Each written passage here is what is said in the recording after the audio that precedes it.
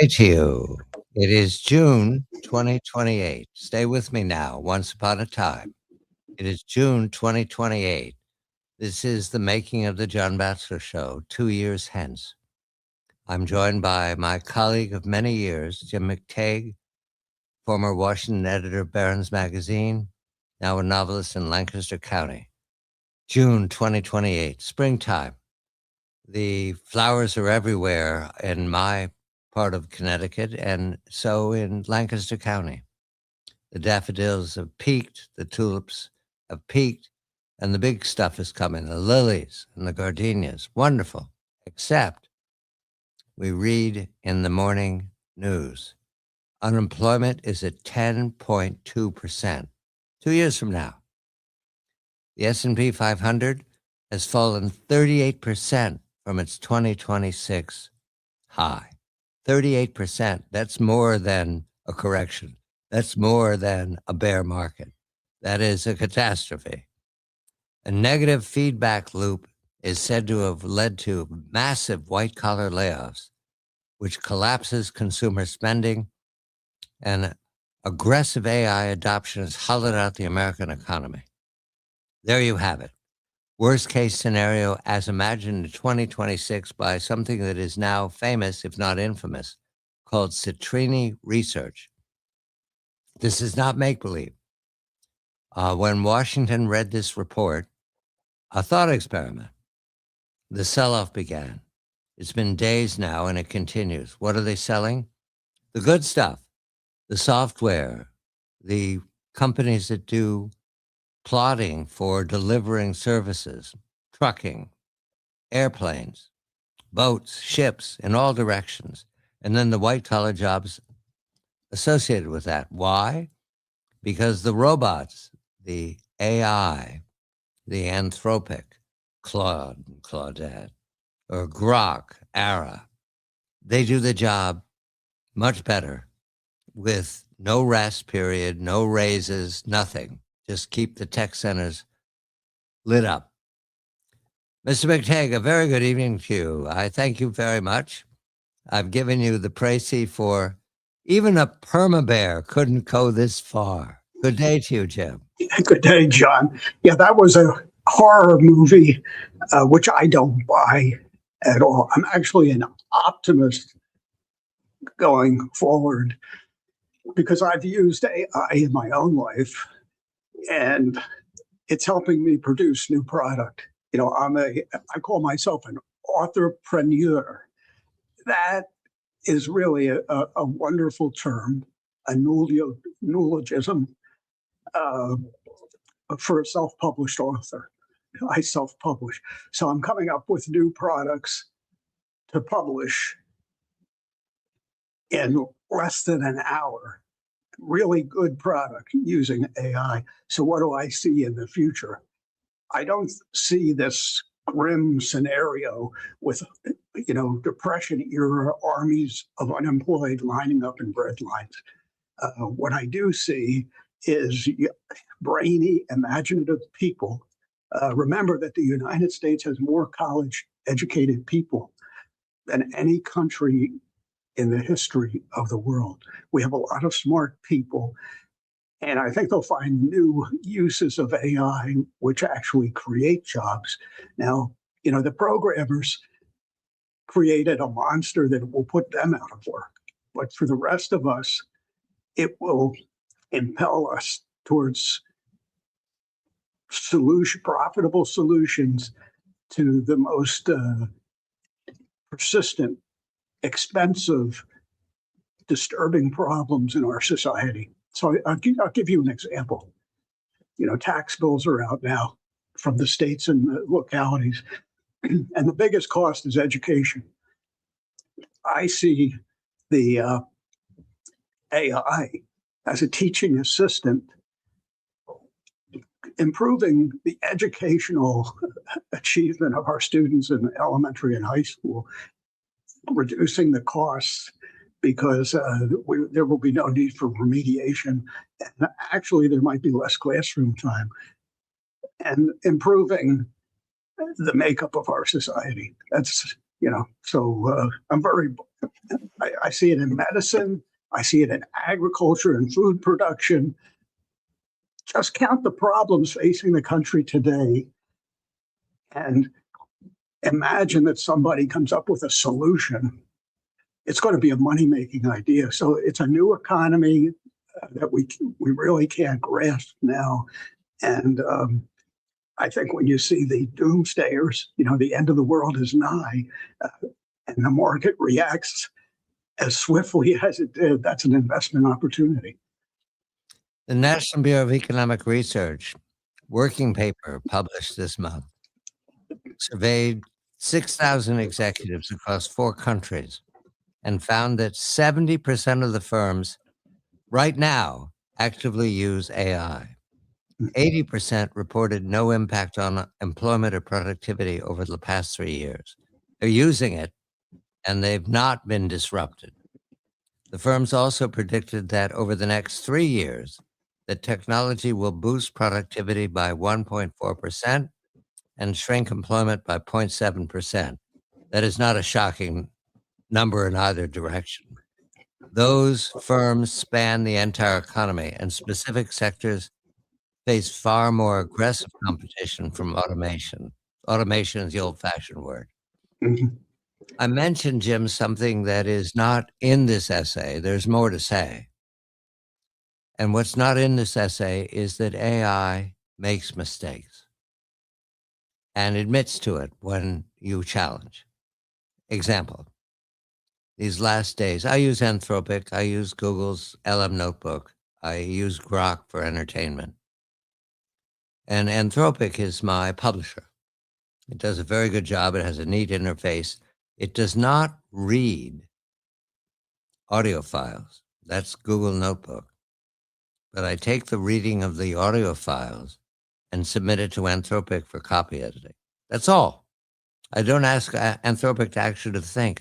I treat it as a librarian arranging the books in the Dewey Decimal System.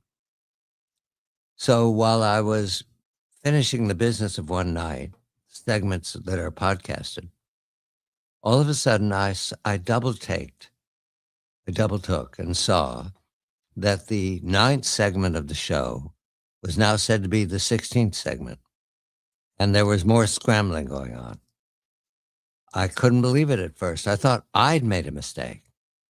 So I spoke with my producer engineer, and we checked what we'd sent to the satellite to make sure that John hadn't lost his mind. How could I have done this? How could my colleague Luke have allowed this to happen? We double-check as much as we can. We hadn't allowed it to happen. It was Anthropic's Claudette. And I reluctantly came to Claudette, this is not right. This is wrong. Yes, it is wrong. Help me correct it. Help you? What do you want me to tell you? Well, give me the directions. I gave them to you.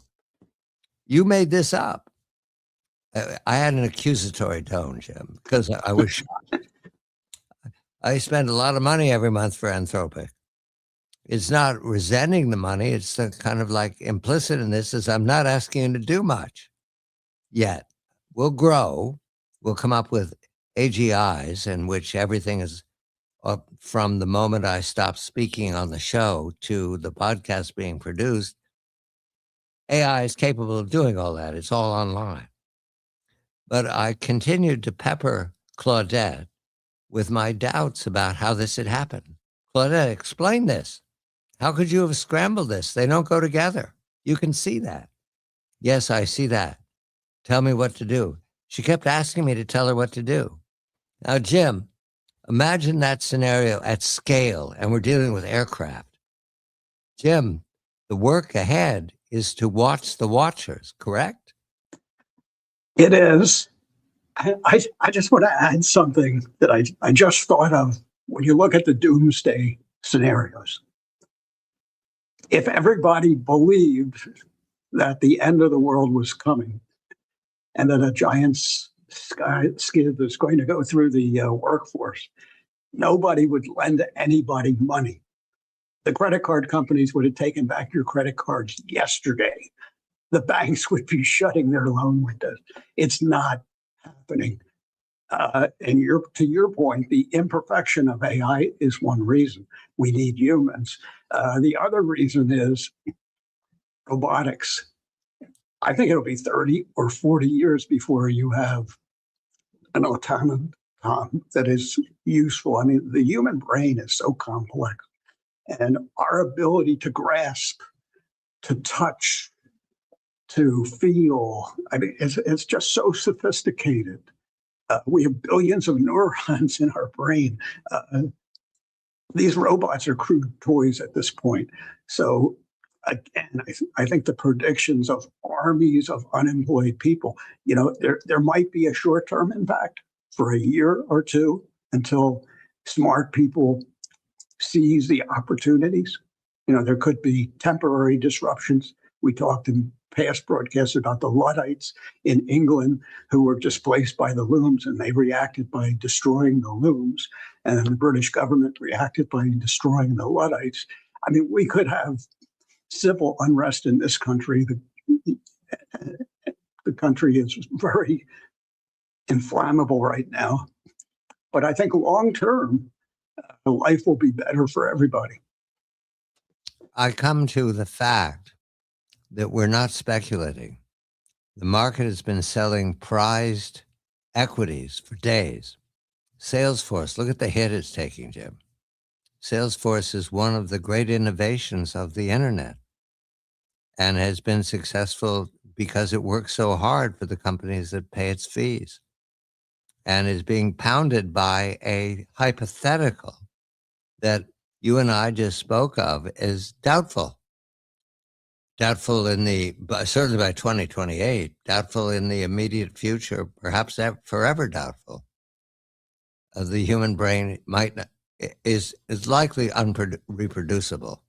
What you can do is design a system that requires the minimal amount of fact checking about whether it's accurate or not. I now glance at the final product of Anthropic. That's not hard to do.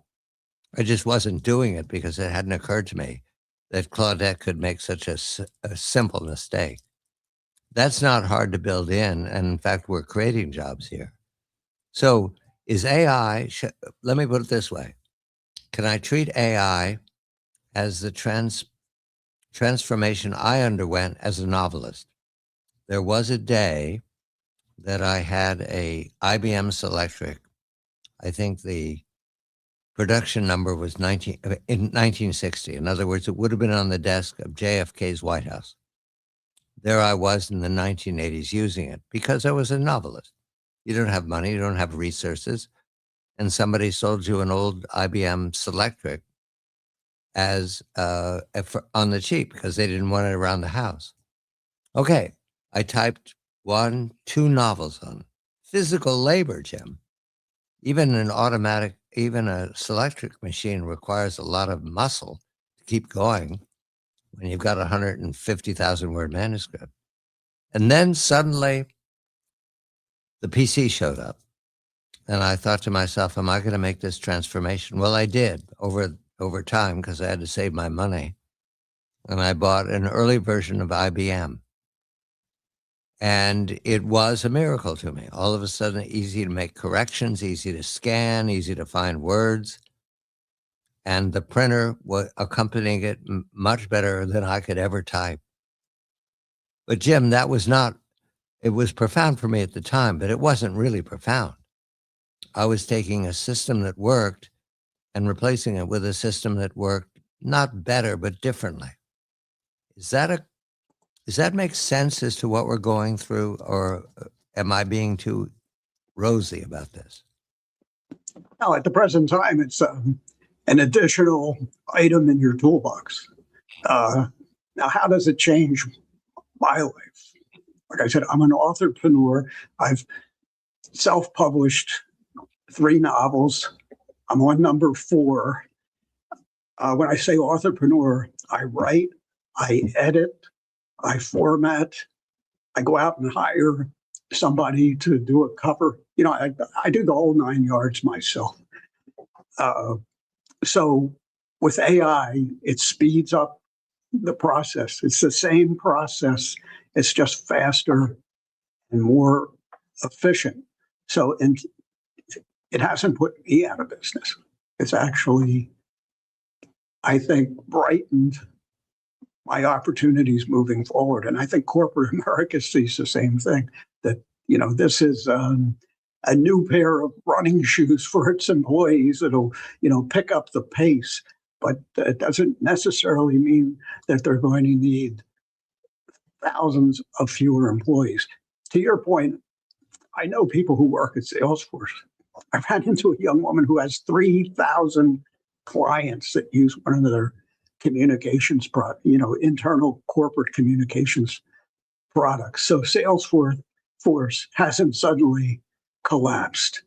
In terms of Joe Schmo writing his own software that mimics or Salesforce's software, I don't see that happening without copyright infringement and the resultant lawsuits, because thousands of smart people have created that software. For one guy to match the brain power of thousands of people is impossible, even with AI, without some sort of cheating. So again, I see, when you see this fear on Wall Street now, it's a buying opportunity. James Pethokoukis, who's a senior fellow at the American Enterprise Institute, published a paper in which he found positives here, not negatives. It is easy to create destruction. Destruction is a lot easier to imagine than creation, he writes. I agree with that. Right now, we're getting the doomers taking the lead because we'll buy into that. That's the way storytelling goes. The bad things are going to happen in the fifth act, and you deal with it. That's tragedy. It's very difficult to imagine the world we're in now if it's 1960. There you are, Jim, not Barron's 1970 or 80 or 90, but JFK's just come into office. And you walk into the White House briefing room, and there's a Selectric, IBM Selectric, clattering away in the background. And you sit down and you take notes, and you rush back to the office on your IBM Selectric, type it up, and send it in some fashion to Barron's for approval, for editorial. All of that, you have to imagine the world we're in today. What, 60 years later, it couldn't be done, Jim. Nobody would believe you that you and I can talk like this at platforms in our homes hundreds of miles apart. That would not have been something, they would have dismissed it as, remember Dick Tracy?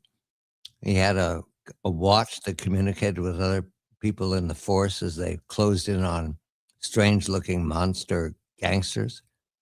It was always a make-believe that there was going to be television that could talk to itself, but nobody believed it. And if you tried to sell it in 1960, you would have been regarded as a science fiction writer. Well, how can we figure 60 years from now with a positive version? I can't do it. Can you? What's the positive of 2085? Well, again, John, I can see young people. What you have to do to have a business plan in the age of AI is to catalog annoyances and severe problems in society and get smart people to figure out how they can use AI to minimize or eliminate these problems. And people will pay for those solutions. You can lower the cost of government. You can lower the cost of medical care. You can lower so many costs, transportation. In the future, you and I probably will not want to own a car because it will be uneconomic, because we'll be able to whistle. Do you remember Roy Rogers, the cowboy show? Didn't he used to whistle for his horse Trigger, and Trigger would come a running? We'll be able to whistle for an Uber or whatever is out there to take us anywhere on the planet. And quadcopters. As you say, it's very hard to imagine. Um, you know, my future looks like George Jetson cartoon in my brain, so I can't imagine it. But I just know that there will be a plethora of opportunities. Um, there'll be some people, more people on the margins. I think the people who minimize the importance of education will become part of what I call the indigencia, the permanent poor. Um, but again, I think as you say, we can't foresee what the opportunities will be, but I sense that there will be a multitude of opportunities for enterprising people. And it isn't the market's job to have rosy scenarios. That isn't it. That's the job of the individual equity marketing or consumer relations to sell us on why their company's going to grow, and not standing back at this distance. You use the example of a vehicle showing up on demand. That's not replacing a job, Jim. There is no one here in the Connecticut wilderness who's going to show up if I call them. It doesn't happen. There are very few taxi opportunities. They're mostly based on the Metro North over in New York. Nothing here in the Housatonic Valley, to my knowledge. So what we'll be dealing with is a opportunity that doesn't now exist. How is that a job loss? It's not. And the idea that, well, they're using the example of DoorDash down 7% on one day because the imagination of people reading the Citrini research report is that opportunities exist for smaller delivery services with less overhead than DoorDash nationally or globally can beat DoorDash locally. Jim, that's just good old-fashioned competition, right? That's taking Ma Bell and breaking it into sectors and then watching everything replaced by the mobile phone. That's Well, all. we saw, That's yeah, what's happened. we've seen it in the past. When I worked in Washington during the 90s, when people still went to the office, there were bike messenger services all over the city. The bike messenger services competed with one another. They didn't put Federal Express out of business. They didn't put UPS out of business. And what put them out of business was email. Email came along, and then the bike messenger services disappeared. So where did those bike messengers go? They ended up with food delivery.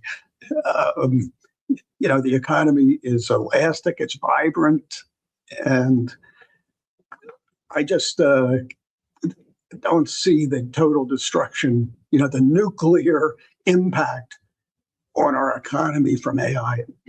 I think it's mythic. And why is it sustaining itself enough to sell the market off? It has been doing that, Jim. Is it because we doubt ourselves? Because we doubt technology? Because our inner Luddites have awakened? Why? Well, here, I'm very cynical. I think the robots are playing us. We've had artificial intelligence on Wall Street for decades. These are the high-speed traders. They have sophisticated computers that can predict with almost 98% certainty the direction of a market and how the market will react to certain headlines. So I think the machines are driving the direction of the market, and then the day traders, we have people sitting at home now. I know some of them who spend their days day trading. They have to follow the trend, so they start selling with the machines. I think the panic is largely artificial, driven by these companies with these machines that are playing the market and trying to play on our passions and our fears. But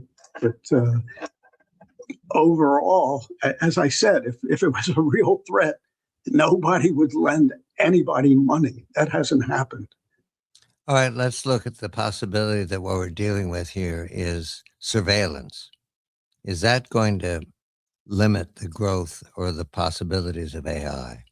Knowing that everything I do online is, put it this way, vulnerable to prying eyes. Is that going to slow the development in the future? It hasn't slowed it now, so I don't see it happening in the future. I would urge everyone to buy a book called Mind Masters by Sandra Metz. She's a neuroscientist at Columbia University, and it's a quick read. It's an eye opener because it relates how much that these websites like Facebook know about us already and how the machines have a better grasp of human neuroscience than most of us humans have. And so, for example, when you do a posting on Facebook, Facebook can predict with a surety your politics, your religion, your income level, a whole laundry list of attributes. They can actually tell if you have psychosis or not based on your vocabulary. So it's happened already, John, and it has. I think the public has sort of acquiesced to this level of invasion into our lives, and they're calloused. So I don't, I think some really smart people on the fringe who will be perceived initially as lunatics will raise this issue, and there will be pushback in the future, but it's probably going to be less than you think. One sector that occurred that you talk of routinely, healthcare, will benefit enormously by AI into the future. Not just the ability to analyze, oh, I got some blood work recently. It's incredible what they now ask your blood to do. All these acronyms, I have no idea where they're going with this, but it's as if you're going to a soothsayer or someone reading a crystal ball about your future. They look up from staring into the future and go, "You're fine," and then you leave. However, that's what the machines can do now. What about healthcare with AI? What about healthcare in the hospitals? Is AI going to make hospitals unnecessary because you'll have a robot at home who can reproduce the facilities and the testing and the demands of a hospital? Is that imaginable? No, because we're human beings and we need human contact, and nurses are so talented. I think what will happen is it will make hospitals more efficient. What I see in society, we have a shortage of neurologists and psychiatrists. And it's really interesting. The shortage of psychiatrists is traceable to the federal government and its Medicare system of payments. They don't pay psychiatrists enough. But you pick up the papers all the time where somebody living on the street or somebody who has a persistent mental problem commits a horrendous crime. And you read that the family had been begging for help for months and months and months. It can take 6 months for somebody who is severely mentally ill to see a psychiatrist. And it doesn't matter if they're in some kind of system or if they're a millionaire who can pay out of pocket.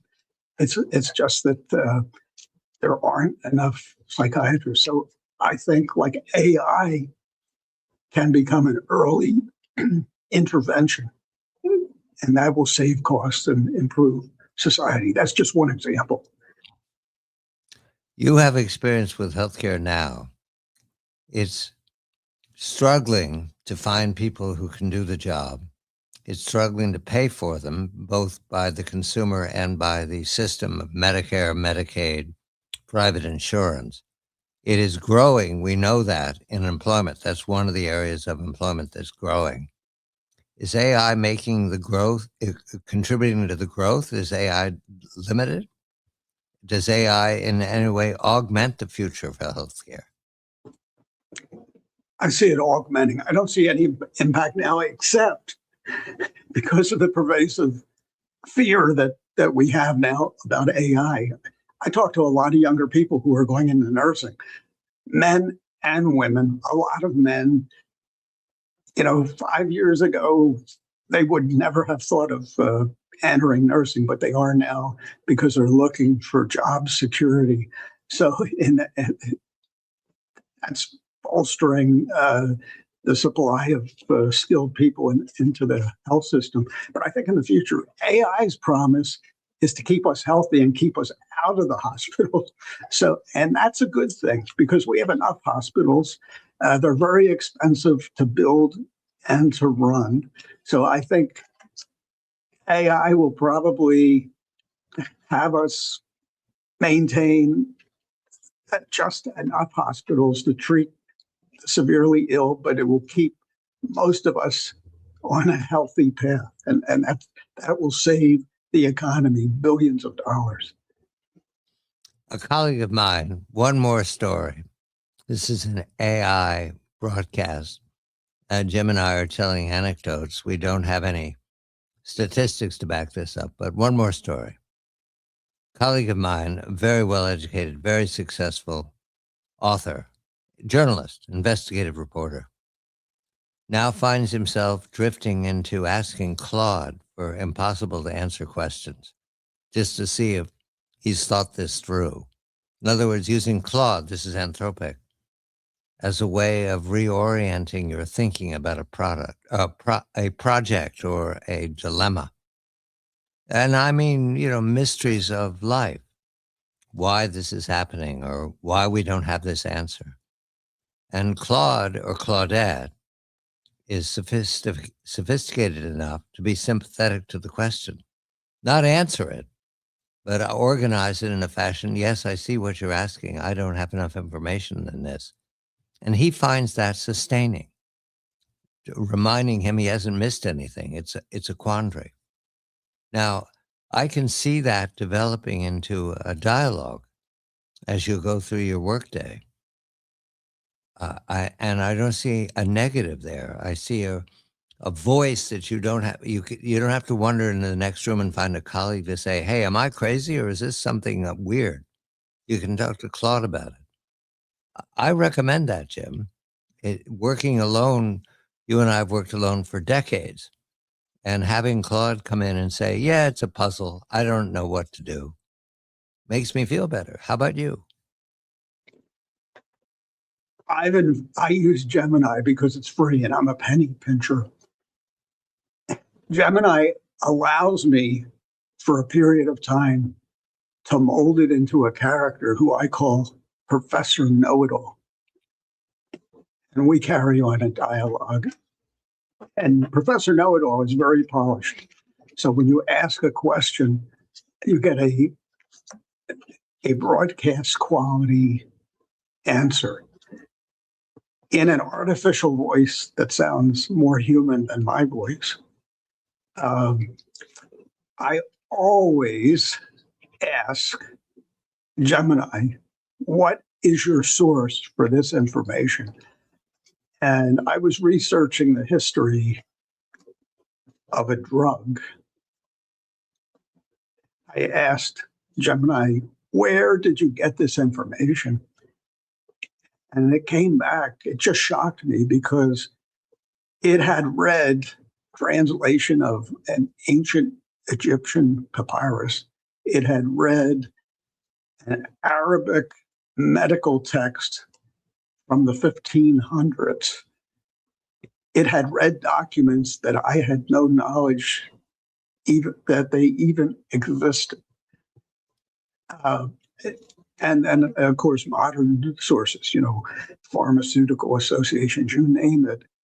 It had read these in minutes to give me an unbelievably sophisticated, polished presentation. So that's my experience with AI working alone.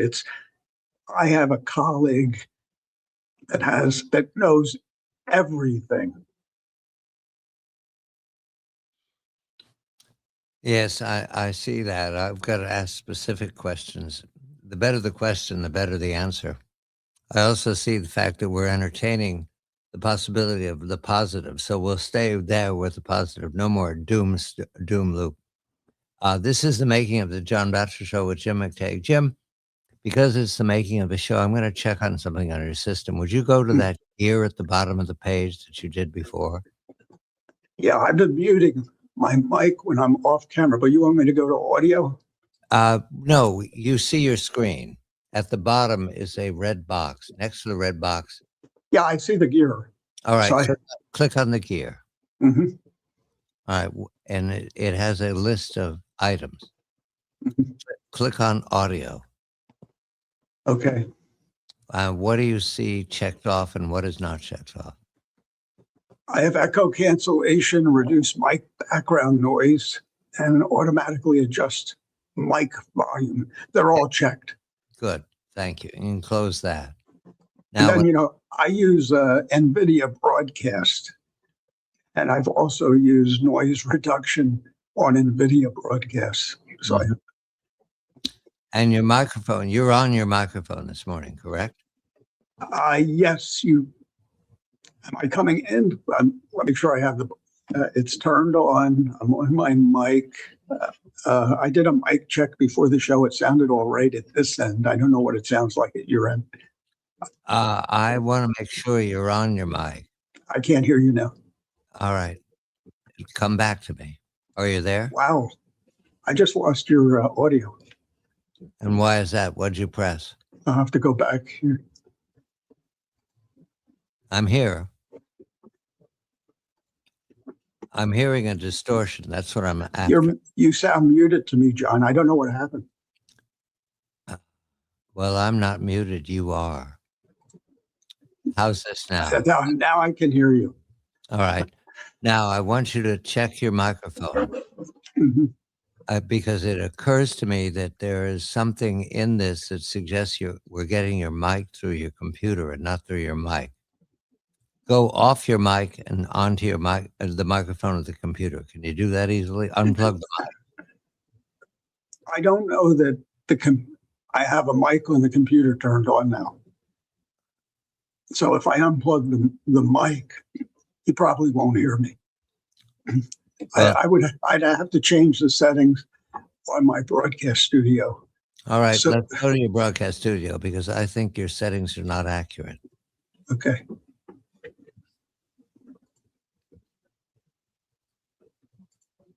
Are you there? I am. All right. What have you got? My microphone is my Samson 2. Yeah. Now I can switch to the microphone on my camera, which I don't think is a very good microphone. And do you have a microphone in the computer? No. I have a PC. All right. But the PC, does it have a default microphone? No. I'm sure it does. Well, I don't know where to find it. It'll be there if you go off you're not on. Let me put it this way, Jim. I'm consuming your mic as different from a different direction from the last time I heard. Mhm. You've got an underlying. Okay, I can't. Now suddenly you dropped off the earth again. I can't hear you. Is that me or you? I'm here. I'm chasing your connections, Jim, is what I'm doing. Trying to figure out.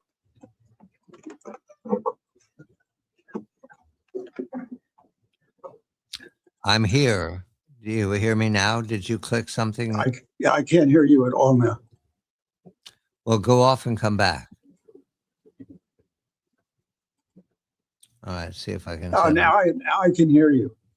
So what is going on, Jim? Because you've got a loose connection. You're coming through without your mic. I'm not hearing your microphone. Okay, let me unplug my mic and put it in a different port. How's that? I don't know. That's 2 words. Now I can't hear you again. What have you done differently this morning? So it must be at my end. Yes, I agree. What have you done differently? Let me see if I can figure this out again. Can you hear me? Can you speak? I I still hear. can't hear you. All right. I'm here. What the heck's going on? You know what we're going to have to do?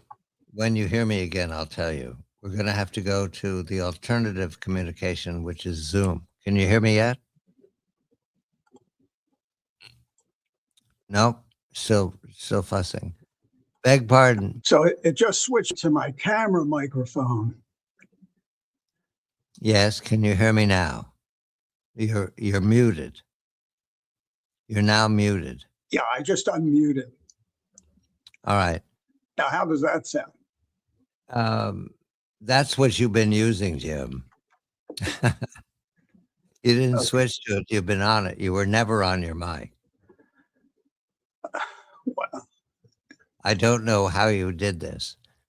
I mean, I don't know how it happened because it was not this way the last time. okay, how's this? It's poor. Mhm. And because I think you're on your mic. I don't think your mic that you've got plugged in is working.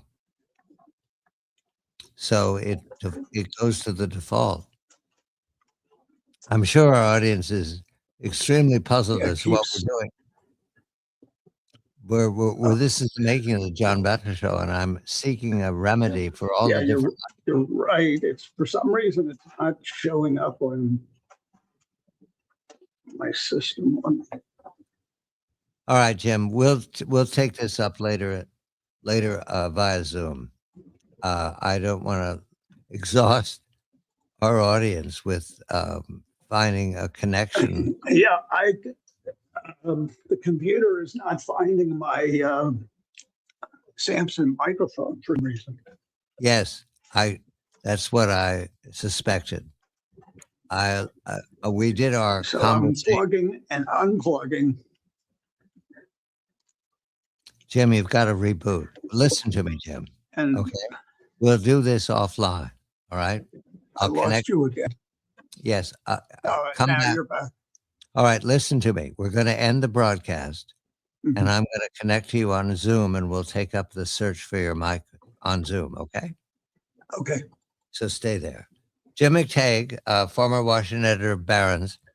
These are the early days of the technology, and especially because I'm streaming, microphones can be different. So we'll check on this next time. Thank you for listening. I'll be back in 23 hours with a report from the Pacific Coast.